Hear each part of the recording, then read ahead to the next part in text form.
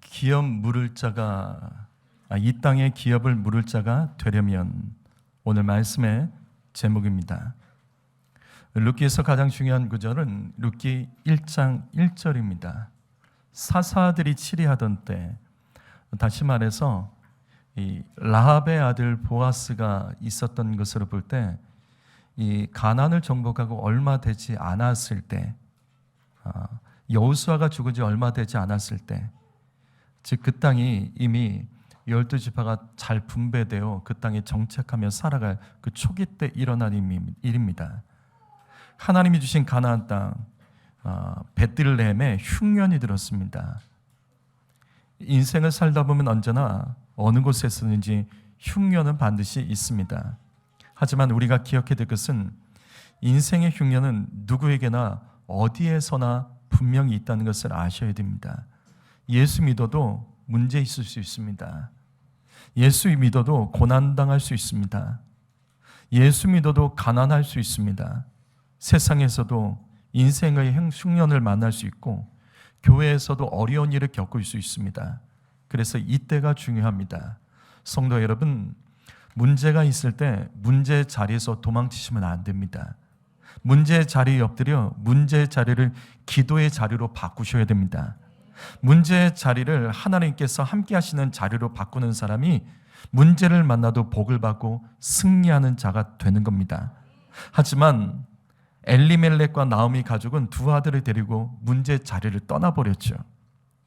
그것도 이방 땅 모압으로 오로지 먹고 살기 위해서 도망쳤습니다. 하지만 모든 사람이 다 도망친 건 아닙니다.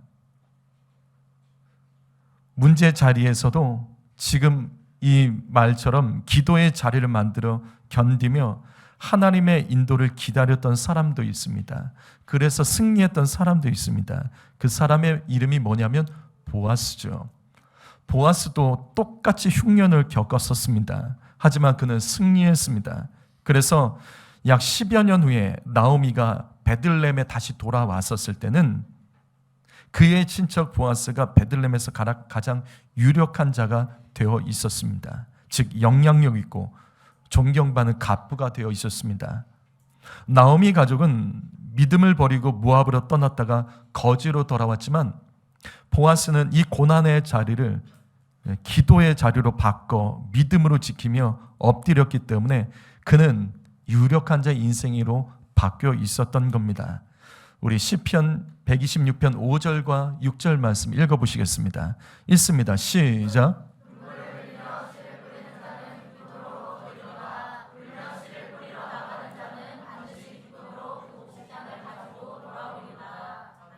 성도 여러분, 인생을 살다가 힘든 일이 있을 때, 어려운 일이 있을 때, 낙심되고 괴로울 때, 눈물 날 때 이 말씀을 항상 기억하십시오. 저는 이 말씀이 정말 좋습니다. 왜냐하면 이 땅에 영원한 것은 없어요. 기쁨은 영원하지 않습니다.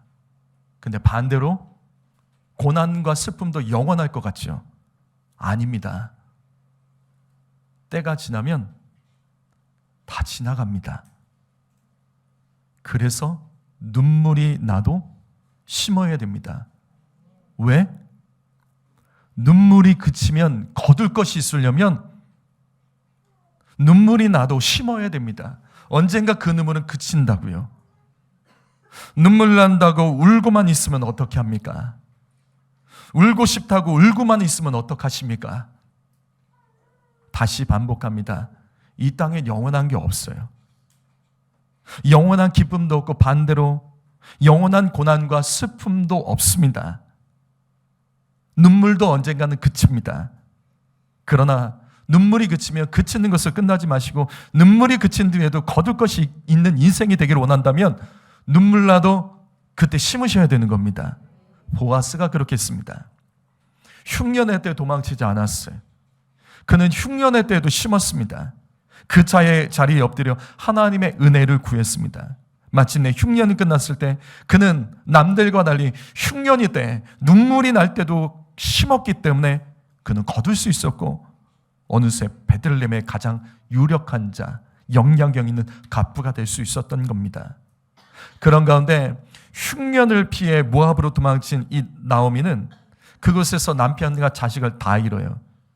그리고 모압 여인 며느리 룻과 함께 빈손으로 베들레헴에 돌아왔습니다. 그리고 룻기 여기 2장 3절 말씀 보시면 하나님께서는 그의 친척 보아스의 밭에서 이삭을 주워 먹으며 살 수 있도록 인도해 주셨습니다. 베들레헴에 돌아왔지만 심은 것이 없었다고요. 심은 것이 없었기 때문에 남들이 심은 것을 주워 먹으며 살 수밖에 없었다고요. 그런 가운데 문제가 또 생깁니다. 룻기 2장 23절을 보시게 되면 보리추수, 밀추수가 끝난 거예요.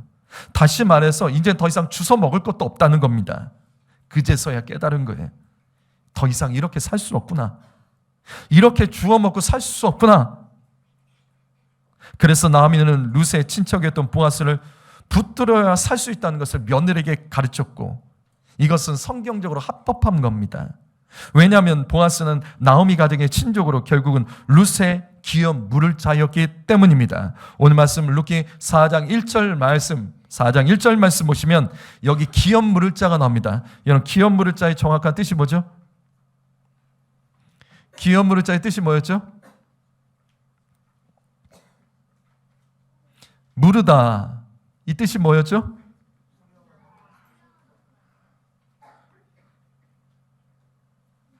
그래요. 속량, 구속, 사다는 뜻입니다. 사다는 뜻. 다시 말해서 이 기업 물을 자는 한 단어입니다. 이게 고엘이라고 합니다. 히브리어로. 친족의 일을 떠맡는 자, 자기가 사서 그 일을 내가 해결하는 겁니다. 그 문제를 내가 사버리는 거예요. 문제를 해결하는 거예요. 그래서 친족의 일을 떠맡은 자, 친족의 일을 떠맡은 구원자라는 뜻이 고엘입니다. 이것은 당시에 있었던 일종의 사회보장제도예요. 어떤 사람이 어려움을 당할 때 가장 가까운 친족으로 하여금 도움을 주도록, 다른 사람은 하지 않아도 너라도 해야 된다, 정한 거예요. 정한 거예요. 가까운 친척이 그 가족을 돕게 됩니다. 그래서 친족이 가난해서 땅이나 집을 팔아야 된다면 대신 사서 돈을 주는 겁니다. 그리고 그 친족의 재산을 보존해 주죠. 이미 잃어버린 땅과 재산이 있으면 사서 다시 그에게 돌려주는 겁니다. 이것이 고엘입니다. 그런데 룻과 같이 대를 이을 남편이 없이 죽은 경우도 있어요. 거기다가 룻과 같이 남편의 형제도 없는 경우에는 가장 가까운 친척이 대신해서 룻과 같은 여인을 아내로 맞이해서 대를 잇도록 도와줘야 됩니다. 이게 바로 기업 물을 자, 기업 물을 자, 기업 물을 자라는 겁니다. 그런데 우리는 오늘 말씀을 통해서 보아스처럼 이 땅에 기업 물을 자의 삶을 살아야 하는데, 어려운 사람을 돕고 책임지는 타자 중심적인 삶을 살아야 되는데, 기업 물을 자는 아무나 될 수 있는 건 아니에요. 분명 성경에는 기업 물을 자의 조건을 기록하고 있습니다. 그렇다면 성경에 기록된 기업 물을 자의 그 조건, 그것이 우리에게 어떤 의미인지 저는 세 가지 말씀으로 함께 나누도록 하겠습니다. 첫 번째로, 기업 물을 자의 조건은 가까운 사람, 친족이어야 됩니다. 자, 룻의 인생은 가난했습니다. 남편도 없고 대를 이을 자식도 없으며 재산도 지금 잃어버렸습니다. 그래서 법적으로 가까운 친척 중에 누군가 룻을 도와줘야 됩니다. 다시요, 가까운 친족, 가까운 사람이요. 그래서 룻은 보아스를 선택했습니다. 보아스는 합법적으로 룻을 책임져 줄 수 있는 가까운 친척 중에 한 명입니다. 하지만 여기에 문제가 있었죠. 지금 이 말씀처럼 당시 보아스보다 더 가까운 친척이 한 명 더 있었어요. 그래서 그가 합법적으로 룻의 기업 물을 자가 되어야 됩니다. 하지만 룻은 보아스를 선택했다고요. 그래서 보아스가 자신이 룻의 기업 물을 자가 되기 위해서 뛰어다니는 말씀이 룻기 4장입니다. 오늘 말씀은 보아스보다 우선권이 있는 룻의 기업 물을 자의 이름을 분명히 소개하죠. 지난 시간 말씀처럼 그 이름은 아무개였습니다. 그런데 룻기 4장 6절을 보시게 되면 이 아무개는 결국은 자신의 기업 물을 자의 의무를 포기하고 그 다음 가까운 보아스에게 넘겨버립니다. 나는 손해보기 싫으니까 너가 대신 손해봐라. 이기적인 사람이죠. 타자 중심적인 삶이 아니죠. 그래서 결국은 보아스가 룻을 아내로 맞이하고 기업 물을 자, 즉 친족의 구원자가 되는 것이 오늘 말씀, 룻기 4장의 말씀입니다. 성도 여러분, 바로 이것입니다. 하나님께서는 오늘 이 시간 이 말씀을 통해서 우리에게 말씀하십니다. 하나님께서는 우리가 이 땅에 보아스와 같이 가까운 친족, 가까운 사람들의 기업을 물을 자가 되어주기를 주님은 원하십니다. 디모데전서 5장 8절 말씀 읽어봅니다. 읽습니다. 시작.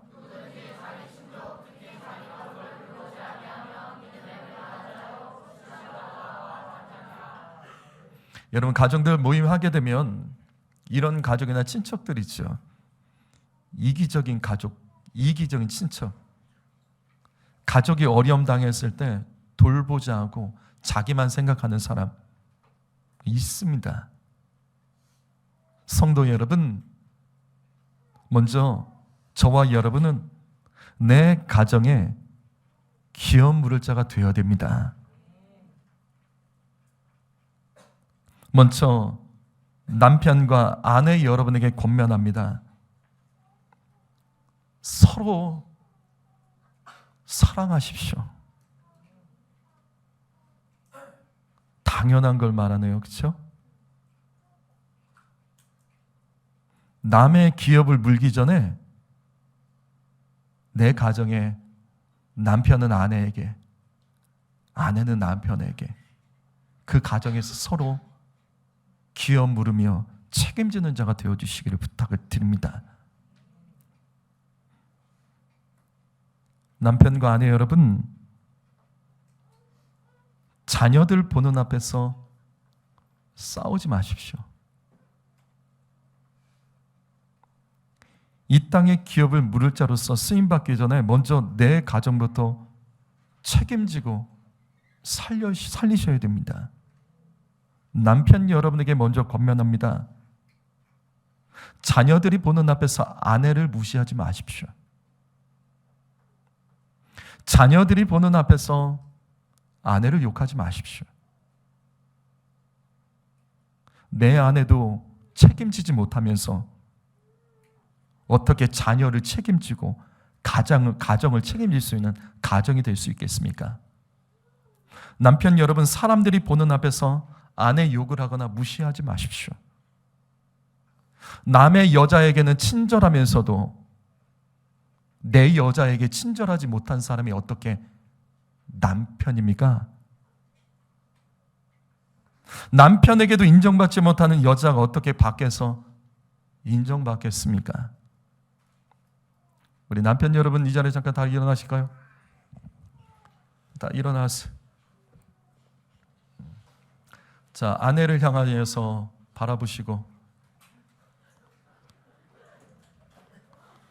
평생 처음 하는 일을 한번 해보시죠. 우리 아내 여러분을 향해서 사랑의 하트를 크게 한번 날려드리겠습니다. 하십시오. 여보, 고맙습니다. 앉으세요. 어디 남의 여자에게는 이런 거 자주 해도 저도 처음 하죠. 저도 처음 합니다. 먼저 내 가정의 기업을 물을 자가 되셔야 됩니다. 또 아내 여러분에게 권면합니다. 동일하게 자녀들 보는 앞에서 남편 무시하지 마십시오. 남편은 간단해요. 매우 단순합니다. 조금만 격려해주고 칭찬하면 남편이 뛰어다닙니다. 아내에게도 인정받지 못하는 남편이 어떻게 밖에서 인정받으며 살아갑니까? 특별히 아내 여러분, 교회에서 성실하시고 여러 가지 봉사해 주셔서 정말 감사합니다. 특별히 식당 봉사 감사합니다. 그러나 내 가정의 남편 식사 준비 잘해 주십시오. 내 남편 굶기면서 교회에서 다른 사람 먹이겠다고 힘쓰고 애쓰고 감사하지만 내 남편 굶고 있으면 안 하셔도 돼요. 남편부터 좀 먹이십시오. 교회 핑계로 남편에게 식사도 제대로 챙겨주지 못해주면 그 남편이 아내가 교회 가는 걸 좋아하겠습니까? 남편은 간단하다고 칭찬하고 밥 잘 주면 뛰어다닙니다. 안수 집사님도 저렇게 지금 하잖아요. 아내 여러분, 내 남편이 밖에서 잘 대접받기를 원한다면 가정에서 잘 대접하세요. 가정의 머리는 분명 남편이 맞습니다. 아내 여러분, 부탁드립니다. 남의 남자 앞에서는 잘 웃어주면서 내 남편 앞에서는 안 웃는 분들이 있고, 제가 이런 이야기들을 자주 듣습니다. 우리 아내는 교회에서는 잘 웃는데 집에 가면 안 웃는데요. 이런 말을 제가 들어야 됩니까? 아내 여러분, 일어나시죠. 자, 우리 남편을 향해서 보시고 최대한 크게 웃어주세요. 비웃는 거 말고 최대한 크게. 자, 손을 내밀고 웃어주세요. 어떻게 할지 모르잖아요. 이거 보세요. 앉으세요. 이게 어려운 거예요. 우리가 이 땅에서 기업 무릇자의 삶을 살아가야 되지만, 그렇게 살기를 기도하고 하나님께 쓰임받기를 원한다고 하지만, 사실은 우리가 가장 가까운 사람을 놓칠 때가 많습니다. 기업 물을 자의 조건은 가까운 사람이어야 됩니다. 기업 물을 사람은 가장 가까운 사람을 책임져야 되는 겁니다. 성도 여러분, 내 가정의 기업 물을 자로서 살아가야 될 줄 믿습니다. 디모데전서 3장 5절입니다. 오타입니다. 3장 5절입니다. 사람이 자기 집을 다스릴 줄 알지 못하면 어찌 하나님의 교회를 돌보리요. 맞습니다. 목사가 이렇게 가르칠 수밖에 없는 이유는 가정을 다스리지 못하는 사람은 교회를 세울 수 없습니다. 가정에서도 인정받지 못하는 사람은 교회를 세울 수가 없다고요. 내 가정을 돌보지 않으면서 어떻게 교회를 세우고 교회를 사랑할 수 있겠습니까? 그래도 내 가족입니다.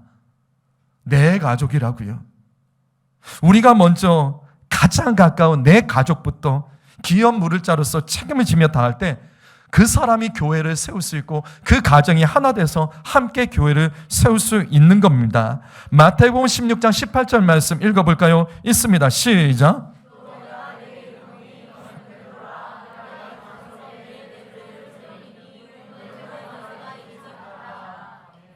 여러분, 이 말씀 중에 핵심 중에 하나가 바로 내 교회입니다. 내 교회. 성도 여러분, 예수님처럼 교회를 내 교회라는 신앙을 가지고 예수 믿으시기를 예수님의 이름으로 축복합니다. 여러분, 내 교회의 기업 물을 자가 되어주십시오. 다시 반복합니다. 기업 물을 자의 조건 첫 번째는 가장 가까운 자여야 됩니다. 바로 이겁니다. 내 교회를 건강하게 세우고 내 교회를 책임지고 내 교회를 가까이 할 줄 아셔야 됩니다. 연약한 교회, 연약한 나의 남전도회, 연약한 나의 여전도회, 연약한 청년부, 청소년부, 교회학교, 그리고 각 팀들, 남의 교회, 남의 기관처럼 여기지 마시고 내 교회, 내 기관, 내 성도, 내 식구, 그렇게 기업 물을 자가 되셔야 됩니다. 다시요, 기업 물을 자의 가장 첫 번째 조건은 가까운 사람이어야 됩니다. 여러분, 온 세계 열방의 교회가 세워지기를 원하십니까? 한국교회가 부흥하고 회복되기를 원하십니까? 그 전에 먼저 내 교회도 세우지 못하고 내 교회도 쓰임받지 못하고 내 교회의 기업 물을 자가 되지 못하는 사람이 어떻게 열방의 교회를 세우고 한국과 민족교회를 회복시키고 구원하겠다고 함부로 떠드십니까? 내 교회도 책임지도 못하고 내 교회도 돕지 못하면서 어떻게 열방의 교회와 한국교회의 부흥을 위해서 눈물로 기도하고 헌신할 때 하나님이 정말 그것을 인정해 주실까요? 절대 아니라고요. 먼저 내 교회에 기업 물을 자가 되어 주십시오. 먼저 내 교회에 나의 동역자들을 사랑하고 그들을 돕고 그들과 함께 교회를 세워나갈 때 우리는 세계 열방과 이 땅의 민족의 교회를 다시 회복시킬 수 있는 사명을 감당할 수 있는 줄 믿습니다. 마찬가지로 현재 대한민국에는 언론이 이스라엘의 하마스 테러로 특별히 민간인 피해, 그중에서 가자지구의 민간인 피해에 대해서 집중적으로 다루며 이스라엘이 어느새 학살범으로 비난을 받고 있습니다. 여러분 잘 들어주십시오. 거기다가 이스라엘이 가자지구의 연료를 끊어서 민간인들이 더 죽어간다며 국제사회가 외치고 하마스가 이것을 가지고 계속해서 비난을 하고 있습니다. 그런데 이런 뉴스는 잘 나가도 이런 뉴스는 잘 안 나가더라고요. 가자지구 안에 연료 창고 있는 거 아십니까? 하마스가 이것을 민간인에게 풀지 않아요. 테러는데 이 연료를 사용하고 있습니다. 풀지 않고 계속해서 말해요. 연료를 이스라엘에 안 줘서 정말 여기 있는 사람들 민간인들 죽어간다. 아니요. 그 안에 있습니다. 충분히 있습니다. 이것을 끊어놓고 일방적으로 얘기하죠. 또 이런 뉴스도 잘 안 하더라고요. 하마스의 지본부가 병원 지하에 있습니다. 이건 사실 놀랍지 않죠. 이전부터 원래 그랬었어요. 하마스 이 가자지구의 민간인 피해가 자꾸 일어나는 이유가 병원에서 로켓포를 쏘고 민간인 집과 민간인 옥상에서 이걸 자꾸 쏘는 거예요. 그럼 이스라엘은 어떻게 해요? 그걸 막아야 되는데 막고만 있어요. 그래서 계속해서 방송을 하면서 거기 얼마 후에 몇 시에 몇 분에 폭탄 떨어지니까 피하라고 그걸 이스라엘이 계속 하는데도 그걸 지금 듣질 않는 거예요. 그래서 민간인 피해들이 계속해서 일어나는 겁니다. 이런 일들이 사실은 우리 주변에 많습니다. 여러분, 우리가 다른 나라나 이런 것들을 우리가 이해할 때 함부로 평가하면 안 돼요. 함부로 평가하면 안 돼요. 내가 좀 안다, 내가 가봤다가 함부로 말하면 안 돼요. 제가 북한에서 억류됐다가 풀려난 모 목사님, 제가 통화한 얘기 몇 번을 말씀드렸잖아요. 제가 그분을 욕해도 그분이 저한테 뭐 이제는 항의도 못하고 따지지도 않습니다. 왜? 전 통화한 녹음이 있어요. 알아요. 그분이 알아요. 저 북한의 군인들에게도 쌀을 주고 먹여야 된다. 이 쌀이 그들에게 들어갔더니 그들이 나만을 막 존경하고 사랑하더라. 그런 얘기를 해요. 그래서 제가 그런 게 어디 있냐고 그러면 그분이 저한테 이 얘기를 해요. 이 목사님 가봤냐고, 북한 가봤냐고. 나는 몇 번을 가봤다고 그래요. 근데 저는 비웃죠. 왜? 목사님 혼자 가셨냐고. 목사님이 다 혼자 가셨냐? 북한에서 인도하는 대로만 갔지 목사님이 가봤기 때문에 다 안다고 생각하시냐? 나는 안 가봐도 목사님보다 더 잘 안다. 왜? 북한에 갔다 온 더 많은 사람들, 거기서 탈북한 사람들 그 이야기들을 종합해보면 목사님이 말하는 것과 다르다. 가봤다고 안 가본 사람을 어떻게 무시하냐? 본인이 다 가본 것도 아니고 다 아는 것도 아니면서 똑같아요. 우리는 뭔가 조금 안다고 생각하면서 함부로 말하고 함부로 비판하고 그런 경우들이 있습니다. 조금만 더 아셔야 됩니다. 조금만 더 깊이 아셔야 됩니다. 하여튼 이와 같은 기사들이 나오지 않습니다. 그러나 저는 이 얘기를 하려는 게 아니에요. 현재 대한민국 한국교회는 팔레스타인의 민간인 피해에 대해서 걱정하고 제가 아시는 목사님들도 그 다음에 저는 여러 교회 설교를 모니터를 합니다. 설교들이 어떻게 요즘이 진행되는지 메시지들이 뭔지 어느새 무고한 가짜지구의 민간인 피해 이스라엘 비난을 하는 설교들 목회자들이 정말 많아졌습니다. 비난을 하더라고요. 미국과 이스라엘을 문제의 원인을 그렇게 제공했다. 그래요. 그렇게 볼 수도 있겠죠. 그럴 수도 있겠죠. 그런데 우리는 그게 아니라고요. 제가 말하고자 하는 것은 바로 이겁니다. 우리는 기업물을 자의 책임을 다하고 있어야 된다는 거예요. 저 저편에 있는 나라에 대해서 벌어지는 민간인 피해에 대해서 흥분하고 불쌍히 여기는 마음을 가지면서도 코로나가 끝나도 저 북한의 2,600명의 탈북민들이 잡혀 강제 북송에 대해서 침묵하고 있는 게 대한민국과 우리들 아닙니까? 그 중에 아시안게임 끝나서 600명이 이미 넘어갔습니다. 그 중에 200명이 사형당했다는 소식을 우리가 듣고 있습니다. 근데 대한민국과 한국교회는 왜 이렇게 침착하죠? 저 팔레스타인 가자지구에서 일어난 일에 대해서는 흥분하며 그렇게 안타까우면서도 왜 내 동포들, 내 형제들이 죽어가는 것에 대해서는 왜 이렇게도 우리는 침착하죠? 왜 이런 건 흥분하지 않죠? 우리 학생들, 청년들 왜 이런 건 흥분하지 않죠? 지금 이 시간에도 내 동포들이 인신매매대 팔려다닙니다. 100만 원에 이것이 얼마나 심각한지 우리가 계속 이것 보고 기도하잖아요. 한 국가의 정부에서 사람 판매 금지를 말하는 표지판을 세우는 나라가 전 세계에 어디 있습니까?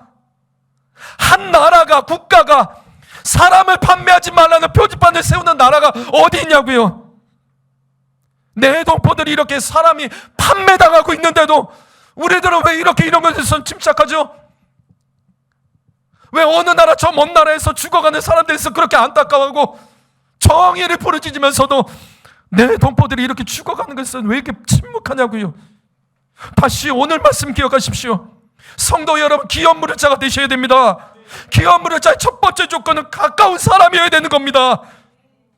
우리가 기업 무릇자가 누구냐고요. 우리가 기업을 물어야 될 자들 내 동포 아니에요?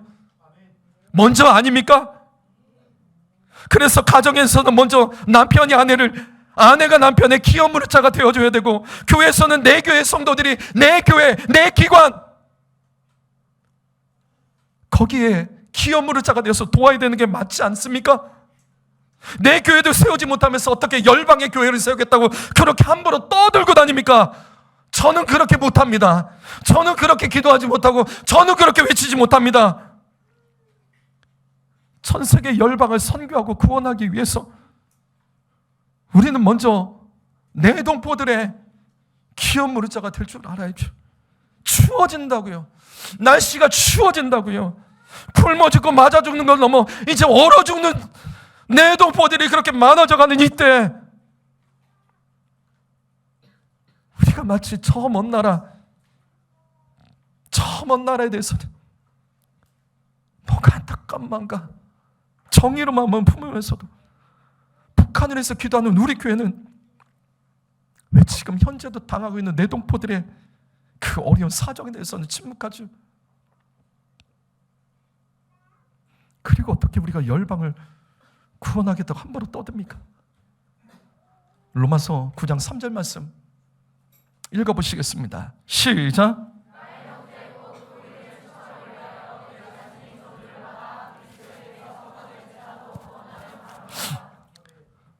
사도 바울은 3차 전도 여행을 통해서 그 당시에 그 지역에 온 나라 로마 제국 안에는 수많은 나라들 각 도시를 다니며 복음을 전했죠.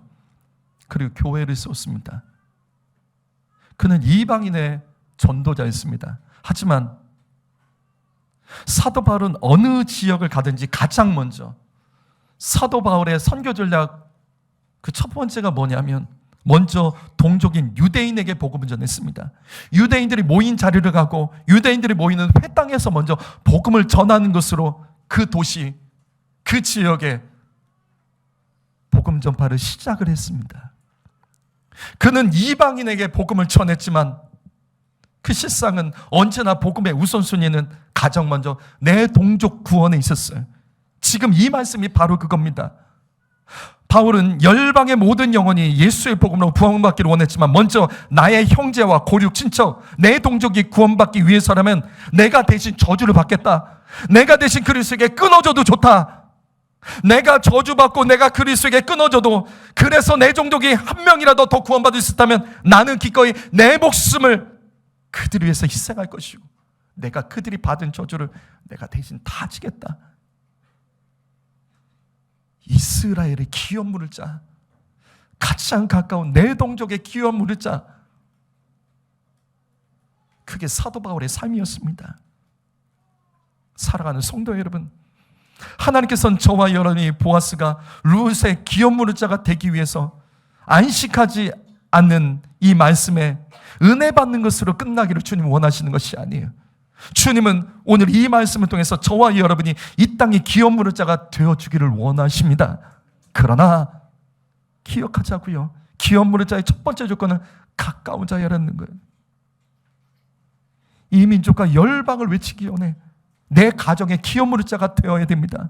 내 교회, 내 기관의 기업 무릇자가 되어야 됩니다. 특별히 저 북한에 굶어 죽고 맞아 죽고 날씨가 이제 추워지면서 얼어 죽는 자들, 인신매매 당하여 지금도 팔려다니며 중국의 공안들에게 쫓겨다니는 자들, 그래서 붙잡혀서 강제복송 당하여 죽어가는 자들, 그와 같은 우리의 형제 자매를 위해서 흥분하고 울며 부르짖는 기업 물을 자가 되어주기를 주님은 원하십니다.